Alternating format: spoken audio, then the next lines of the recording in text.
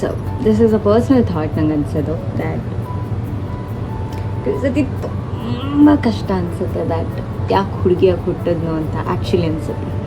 Like ನಂಗೆ ಗೊತ್ತಿಲ್ಲ ಏನಕ್ಕೆ ಅಂತ, ಬಟ್ ನಿಜ ಅನಿಸುತ್ತೆ ಬಿಕಾಸ್ ಆಫ್ ದ ಪೀಪಲ್ ನಮ್ಮನ್ನ ಜಡ್ಜ್ ಮಾಡೋ ರೀತಿ. ಲೈಕ್ ನಾವು ಏನು ಮಾಡಿದ್ರು ತಪ್ಪು, ಓದಿದ್ರು ತಪ್ಪು, ಓದಿಲ್ಲ ಅಂದರೂ ತಪ್ಪು, ಕೆಲ್ಸಕ್ಕೆ ಹೋದ್ರೂ ತಪ್ಪು, ಕೆಲ್ಸಕ್ಕೆ ಹೋಗಿಲ್ಲ ಅಂದರೂ ತಪ್ಪು, ಮದುವೆ ಆದರೂ ತಪ್ಪು, ಮದುವೆ ಆಗಿಲ್ಲ ಅಂದರೂ ತಪ್ಪು. So it's at the end of the day ಹೆಣ್ಮಕ್ಳು ಏನು ಮಾಡಿದ್ರು ಇಟ್ಸ್ ರಾಂಗ್ ಅಂತಲೇ ಪೋರ್ಟ್ರೇ ಆಗೋದು.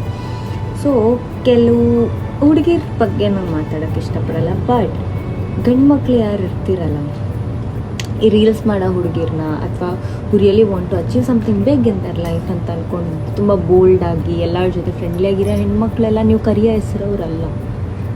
ಲೈಕ್ ಅವ್ರು ಸರಿ ಇಲ್ಲ ಅಂತ ಅಂದ್ಕೊಂಡಿದ್ದೀರಲ್ಲ, ಲೈಕ್ ಆ ಥರ ಅಲ್ಲ.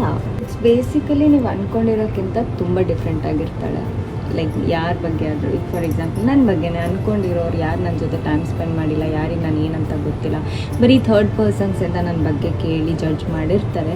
ಅವ್ರಿಗೆ ನಾನು ರಿಯಲಾಗಿ ಗೊತ್ತಾಗದೆ ಅವ್ರು ನನ್ನ ಜೊತೆ ಟೈಮ್ ಸ್ಪೆಂಡ್ ಮಾಡಿದಾಗ, ರೈಟ್? ಸೊ ನನ್ನ ಗಂಡು ಮಕ್ಳಿಗೆ ಹೇಳೋದೇನೆಂದರೆ, don't judge a book by its cover. ಒಂದು ಹೆಣ್ಮಗಳನ್ನ ದೂರದಿಂದ ನೋಡಿ ಟೈಮ್ ಸ್ಪೆಂಡ್ ಮಾಡದೆ ಜಡ್ಜ್ ಮಾಡಬೇಡಿ.